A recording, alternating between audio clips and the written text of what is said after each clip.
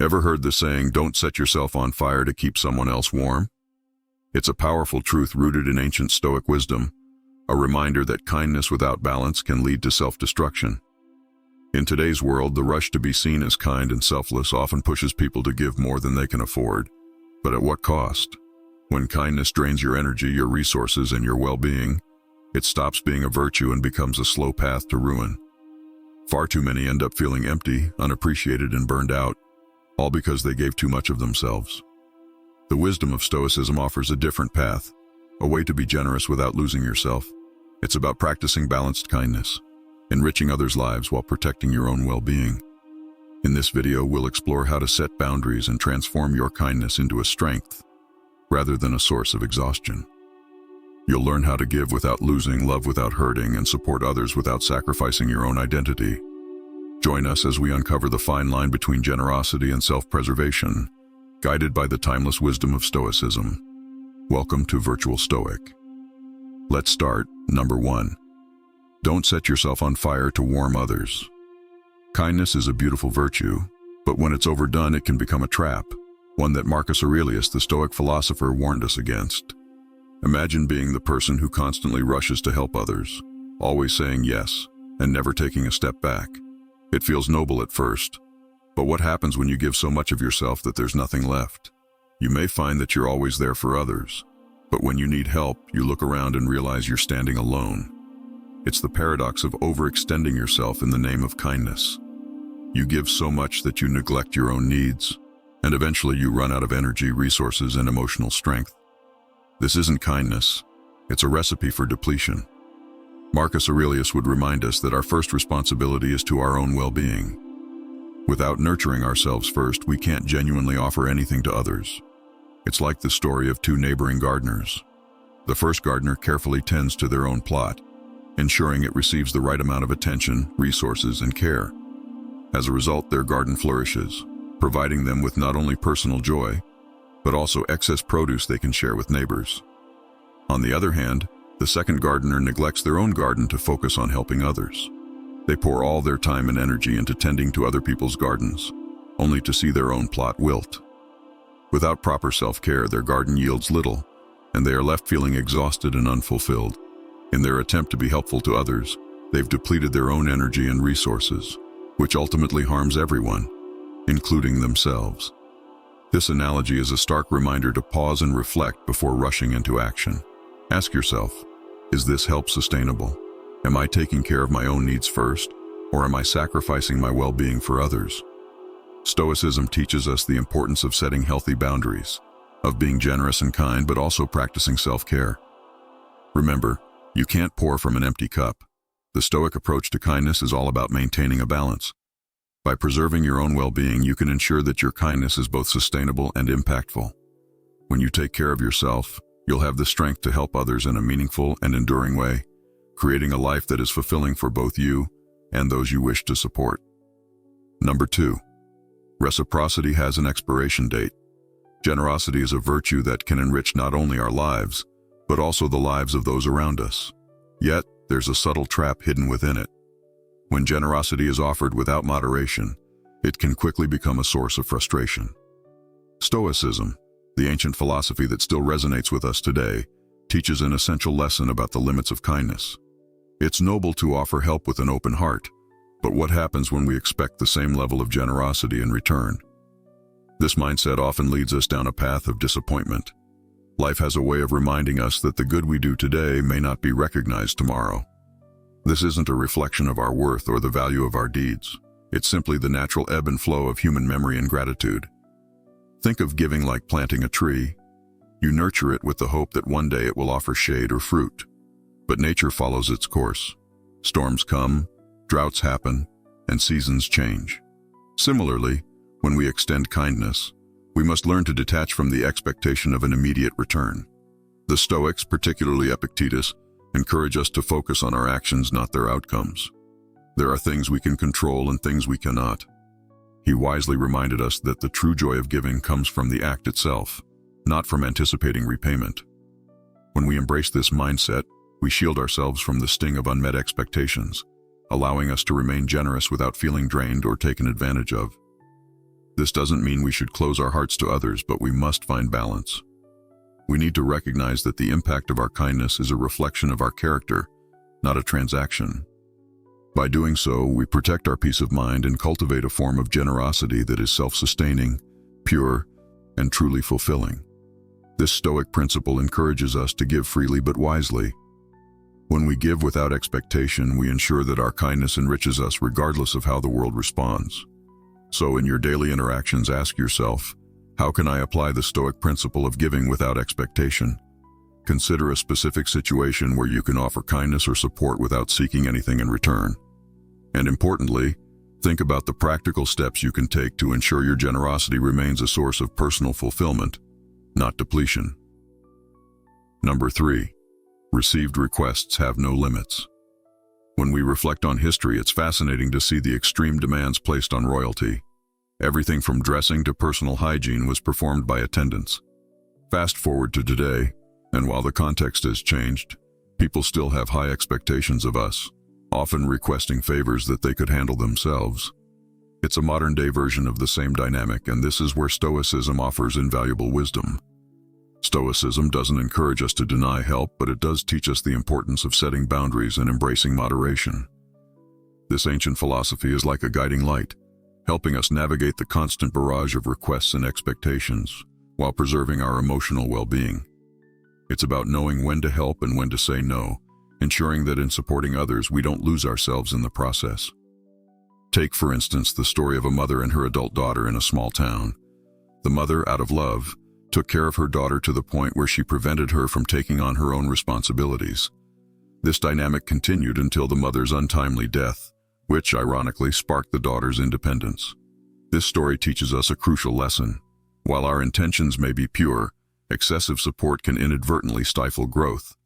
Marcus Aurelius, the Stoic emperor, captured this wisdom perfectly in his Meditations. A man's job is to stand upright, not to be kept upright by others. This insight urges us to foster self-reliance in others by setting healthy boundaries, ensuring that both parties benefit without enabling dependency. Seneca, another Stoic philosopher, observed, "He who begins to be your friend because of the benefit will also cease because of the benefit." This serves as a powerful reminder that relationships should be based on genuine connection, not on what we can provide. True friendship and support are built on mutual respect, not on a transactional exchange of favors. Stoicism teaches us to value ourselves not for what we give, but for who we are. By cultivating self-esteem and nurturing authentic connections, we can help others without depleting ourselves. The key is to embrace moderation, setting boundaries that protect our well-being, while still extending genuine support to those who need it. By prioritizing our own responsibilities and honoring our needs, we not only preserve our authenticity, but also engage in acts of generosity that are meaningful and sustainable. This balanced approach to life and relationships ensures we stay true to our values, leading a life of virtue and fulfillment. So as we navigate the demands of modern life, remember, protecting your needs is not selfishness, it's self-care. Number 4, being seen and treated as fragile. Stoicism offers us a profound lesson in inner resilience and self-command.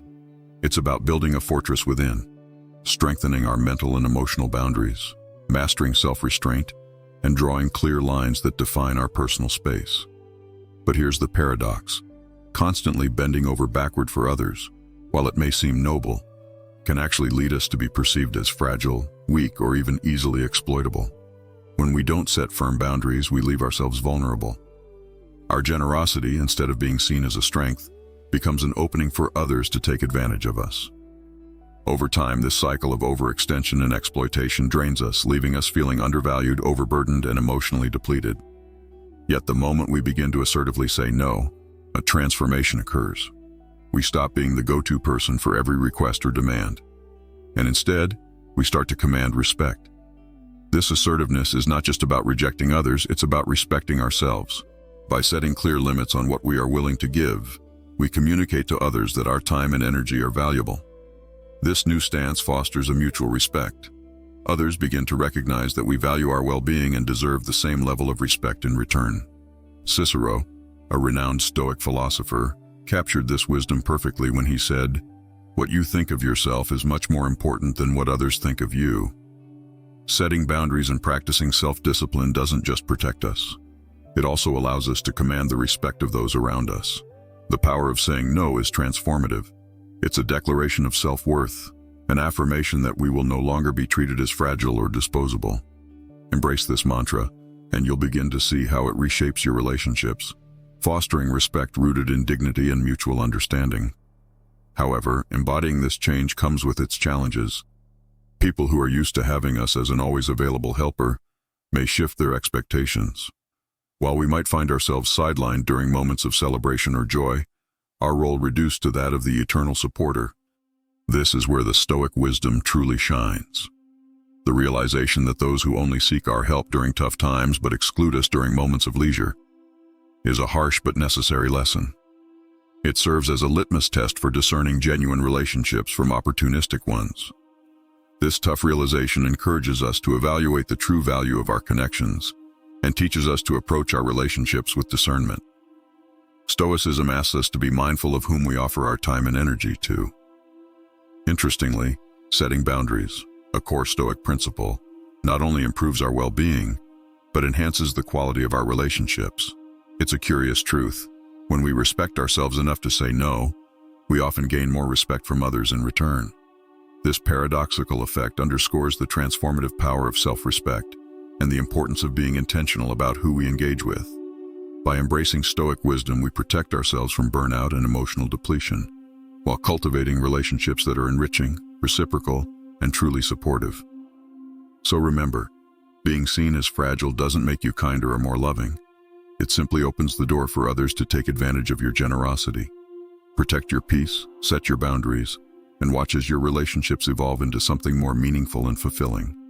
Strategy number 1, eliminate the fear of saying no. Let's explore a critical strategy to avoid being taken advantage of and protect ourselves from the dangers of excessive kindness. Eliminating the fear of saying no. Have you ever stopped to reflect on why the word no feels so heavy? Often it's rooted in early lessons that tied niceness to acceptance. Lessons deeply ingrained during our formative years, where the fear of rejection shaped a belief that our worth is defined by our willingness to perpetually accommodate others. But Stoicism challenges these ingrained beliefs. It invites us to live a life of deliberate choice, not one dictated by the fears of our past. As adults, we have the power to redefine our interactions. The fears instilled in us as children no longer need to govern our actions. Through the lens of Stoicism, we are equipped with the mental tools to analyze our emotions and respond thoughtfully to life's demands, instead of simply being puppeteered by outdated habits. Saying no, especially when requests infringe upon our well-being or sense of fairness, becomes more than just an act of defiance. It's an empowering exercise in self-respect and autonomy. It's a way of reclaiming control over our time and energy, making sure that our kindness doesn't come at the cost of our mental and emotional health. However, it's crucial to remember that Stoicism doesn't promote self-interest or isolation. It encourages us to balance our newfound assertiveness with empathy and emotional intelligence.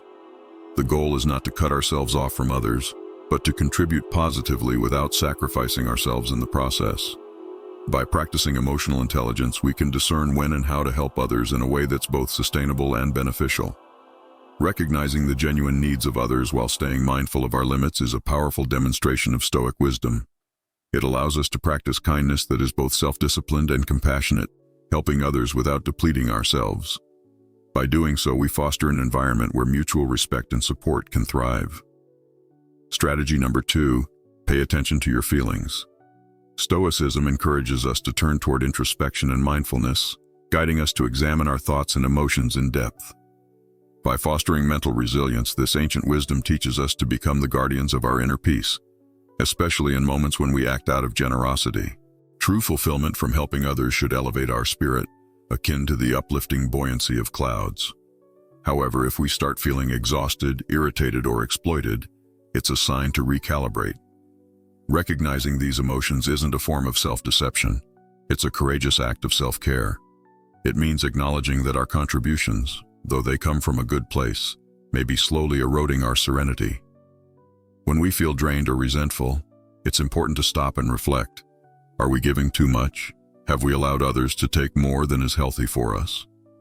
This isn't about withdrawing entirely from kindness, but about ensuring that our generosity remains a source of joy, not a drain on our spirit. By acknowledging these feelings, we honor our own well-being and keep our capacity for kindness intact. Stoicism teaches us to pay attention to our internal compass and adjust accordingly, ensuring that the generosity we offer doesn't leave us depleted but rather replenished with a sense of inner peace. When we align our actions with our feelings, we create a sustainable balance between self-care and kindness, allowing us to continue serving others without sacrificing ourselves. As we've explored today, kindness, when practiced with balance and wisdom, can be a transformative force in our lives. But like any powerful tool, it requires boundaries, self-awareness, and respect for our own well-being. By embracing Stoic principles, we can navigate the delicate line between helping others and preserving our inner peace. Remember, true generosity isn't about giving until we have nothing left. It's about giving in a way that also nurtures ourselves. When we apply Stoic wisdom, we not only enrich the lives of those around us, but we also protect our own vitality, ensuring that our kindness remains a source of strength rather than depletion. If today's insights resonated with you, take a moment to reflect on how you can apply these Stoic principles to your own life. Are you giving from a place of abundance, or are you stretching yourself too thin? Share your thoughts with us in the comments below. Your journey toward balanced generosity is worth discussing. And if you found value in this content and want to continue exploring how Stoicism can empower your life, don't forget to like, share, and subscribe. Your support helps us create more meaningful content that helps us all grow together as a community of curious minds. Stay balanced, stay kind, and stay true to yourself.